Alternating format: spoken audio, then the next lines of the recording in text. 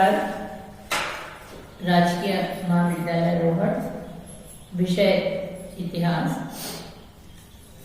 आज हम मुगल शासन व्यवस्था के बारे में जानकारी लेंगे। मुख्यतः जो मुगलकालीन शासन व्यवस्था थी उसको अकबर द्वारा जो है उसको रूप दिया गया था, या हम ये कह सकते हैं कि उसके ढांचे को अकबर द्वारा तैयार किया गया था। और इस व्यवस्था में अरब और फारस का प्रभाव या चिन्ह भी हमें दिखाई देते हैं। और जदुनाथ सरकार के अनुसार मुगल शासन प्रणाली जो है मिश्रित थी, भारतीय और इंडियन एंड नॉन इंडियन, भारतीय और अभारतीय प्रणाली का जो है वो इसमें मिश्रण था। लेकिन वो आपस में घुल मिलकर तत्व, दोनों भारतीय और दूसरे तत्व घुल मिलकर जो है वो एक नई व्यवस्था को जन्म दिया, जिसको कि हम मुगल शासन प्रणाली कहते हैं। दिल्ली सुल्तानों ने जहां तक संभव हो सका इस्लामिक कानून के अनुसरण करने की कोशिश की थी, लेकिन कहीं कहीं पर अपने सुविधा अनुसार उन्होंने जो है वो इसके अंदर परिवर्तन भी किया था और जो है वो एडजस्टमेंट जिसको हम कहते हैं वो भी किया था। सबसे महत्वपूर्ण इस व्यवस्था में सम्राट होता था, जो कि राजतंत्रीय प्रणाली में ऑब्वियस है कि जो शासक होता था या राजा होता था वो सबसे महत्वपूर्ण होता था। वो मुगल शासक अपने आप को ईश्वर के प्रतिनिधि के रूप में देखते थे। हम ये कहें कि देवकीय जो है वो देवीय सिद्धांत के अनुरूप काम करते थे। उनका मानना था कि वो लोग जो है वो पृथ्वी पर अल्लाह के प्रतिनिधि हैं। इसलिए सम्राट जो है वो शासन की धुरी होता था।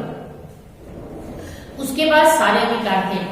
जो रेसिडुअल फाइनल पावर जो होती थी वो सम्राट के पास होती थी। अंतिम निर्णय जो है वो लेता था और कहने को तो वो स्वेच्छाचारी हो सकते थे, लेकिन प्रजा के हित में या प्रजा के हित को ध्यान में रखते हुए जो है वो कार्य करते थे। तो ज्यादातर जो है उनकी स्वेच्छा के साथ उदारता का मिश्रण होता, क्योंकि पूर्ण रूप से स्वेच्छाचारी शासन करने में कई दिक्कतें आती हैं। तो शासक जो है वो प्रजा के हित का भी ध्यान रखता था और जो निर्णय लेता था वो उस तरफ से उसको दृष्टिगत रखते हुए लेता था। सम्राट की एक और परंपरा थी जो कि झरोखा दर्शन जिसको हम कहते हैं, और ये सिर्फ सम्राट ही कर सकता था।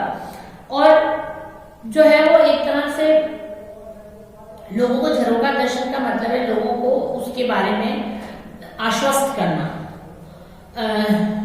ये निश्चित है कि इतनी सारी जो है वो सत्ता होने के बाद शासक निरंकुश जो है वो हो सकता था।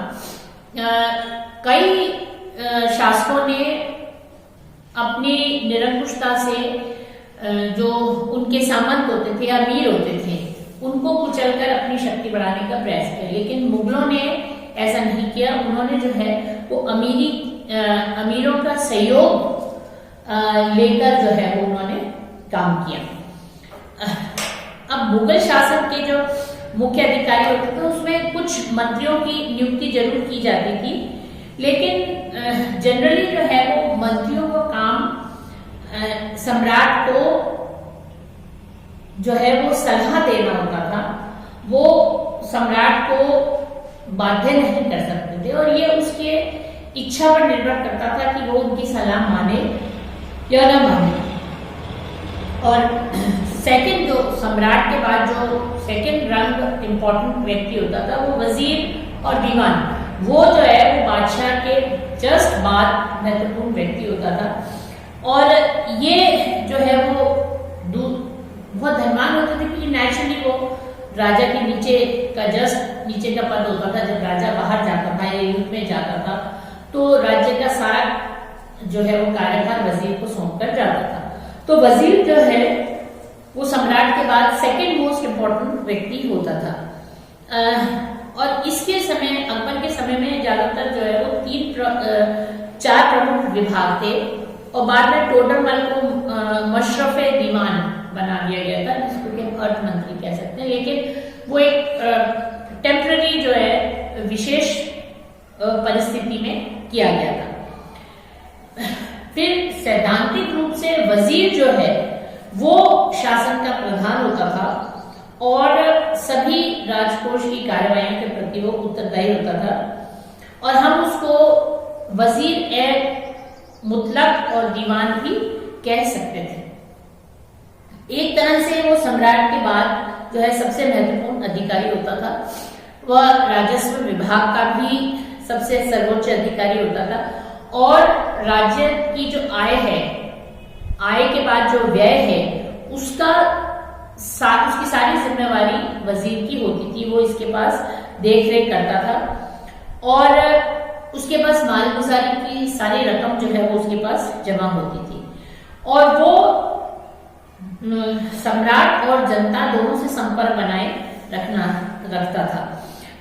उसके पास सभी आवश्यक रिकॉर्ड होते थे, और वो एक प्रकार से राज्य का अभिलेखागार होता था।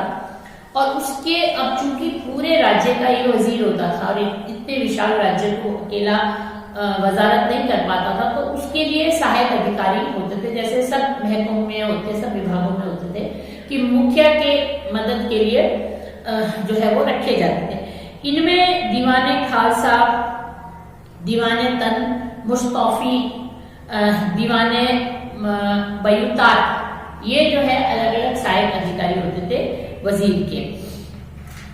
फिर मीर बख्शी जो है वो सेना विभाग का प्रमुख होता था। अब इसमें एक ये बात है कि ये सेनापति नहीं होता था, ये जो है वो विभाग का सर्वोच्च अधिकारी होता था, और उसकी नियुक्ति भी सम्राट द्वारा की जाती थी।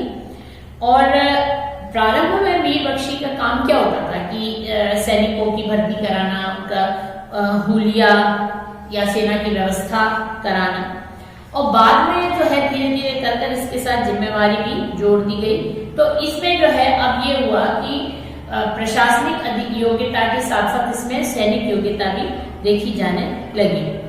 अब इनका जो है कार्यालय संबंधी और दूसरा काम जो है वो दरबार संबंधी, 2 कार्य जो है वो मीर बख्शी के पास हो गए थे।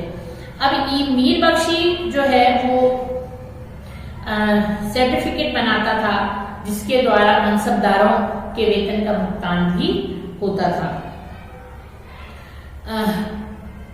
मीर बख्शी कभी कभी महत्वपूर्ण अभियानों में सेना के साथ भेजा जाता था, और शाही महल की सुरक्षा के लिए मनसबदारों में ड्यूटी लगाने का काम भी उसी का होता था। तो एक तरह से हम ये कह सकते हैं कि मीर बख्शी पे मास्टर भी था। जो भी हो, ये एक मीर बख्शी बहुत इंपॉर्टेंट पद होता था, और राजा जो है अपने विश्वास पात्र व्यक्ति को ही इस पद पर लगाता था। फिर एक महत्वपूर्ण जो है वो पद और था, खाने सामा। ये अकबर के शासनकाल में तो ये मंत्री के समकालीन या बराबर नहीं माना जाता था, लेकिन धीरे धीरे कर इसका जो है वो महत्व बढ़ गया, और ये चूंकि घरेलू विभाग से संबंधित होता था, इसलिए इसमें शासक का या सम्राट का विश्वस्त व्यक्ति ही इसमें नियुक्त होता था। क्योंकि ये जो शाही महल होता था, और या हम कहें कि सम्राट के दैनिक भोजन व्यवस्था करना, उसके लिए कपड़े का इंतजाम करना, हीरे जवाहर शाही महलों में जो आते थे पशुओं का, उनका चूंकि किचन में उनका प्रयोग होता था, तो उसकी सारी व्यवस्था देखना, ये सारा जो है ये काम खाने सामान का होता था। मतलब कहने का ये है कि खाने सामान का प्रमुख कार्य जो है वो राजकीय परिवारों से संबंधित सदस्यों की पूर्ति व देखरेख करना था। अब वो इवन अगर हम यूं देखें तो जो सम्राट के निजी नौकर होते थे, दास होते थे, उनकी देखरेख भी ये होता था। और जैसे अगर सम्राट दौरे पर गया हुआ है तो उनके साथ जो है वो खाने की उचित व्यवस्था करना, उनके वस्त्रों की उचित व्यवस्था करना, ये सारा जो है वो खाने सामान के कार्य क्षेत्र में आता था। और ये बहुत इंपॉर्टेंट पद था और वजीर के बाद जो है आगे धीरे धीरे चलकर ये बहुत जो है पद इंपॉर्टेंट हो गया और बाद में यह पद वजीर के नीचे तक का रह गया था। फिर दूसरा महत्वपूर्ण पद होता था प्रधान काजी। जैसे कि हमें नाम से पता चलता था ये न्याय विभाग का जो है वो नियुक्त न्याय विभाग का ये पद होता था और इसमें प्रधान काजी होता था।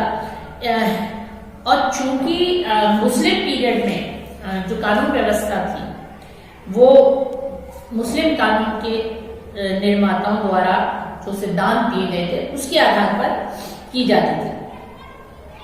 और सम्राट का चूंकि इतना कार्य होता था कि उसके लिए पॉसिबल नहीं था कि वो रोज जो है वो अपना न्यायिक काम जो है वो देखे। इस कारण से एक काजी नियुक्त किया गया था सम्राट का, जो कि प्रतिदिन सुनवाई करता था और अपीलों की सुनवाई करता था और जो है वो अपना वो न्याय देता था। हालांकि जिलों के अंदर भी जो है वो काजियों को नियुक्त करने का काम भी प्रधान काजी द्वारा किया जाता था और उनकी सहायता के लिए मुफ्ती होते थे।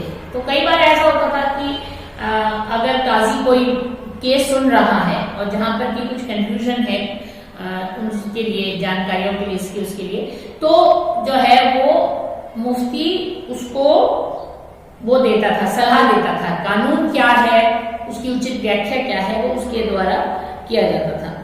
तो पर ये माना जाता था कि मुगल काल में जो है वो काजी भ्रष्ट हो गए थे और जो है वो अपने पद का दुरुपयोग करते थे। धन्यवाद।